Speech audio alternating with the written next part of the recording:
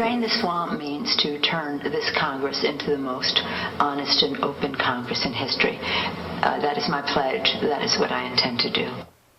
Except when it comes to Charlie Rangel, whose income and net worth has mysteriously doubled because he forgot to put on his tax returns some investments, some assets, some property, some checking accounts, all of which slipped his mind. In fact, there's been so much stuff that he's forgotten about that we can't just talk about it. We need to illustrate it with a huge graphic. And before we should do that, let's point out that the committee Charlie Rangel is in charge of, Rights, Tax Law, the Ways and Means Committee, is in charge of writing our tax law. You'd think he'd know better than to do these things. So we sent Allison over to the big screen because there's just too much to put on a little screen to explain. All right, I feel like I'm covering it up, so let me just show you right here. Okay, we'll start with June 2005. He used congressional funds, that means taxpayer funds, to solicit private funds for buildings in his own name. Next, July of 2006, he paid half the market rate for 4 apartments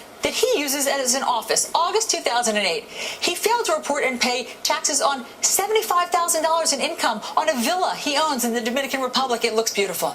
In September of 2008, reports show that he left his unregistered Mercedes-Benz in the congressional car garage for several years, totaling nearly $5,000 in unpaid costs. You can perhaps see the last one in November of 07 and 08. He accepted 2 trips by private companies to the Caribbean for the Congressional Black Caucus.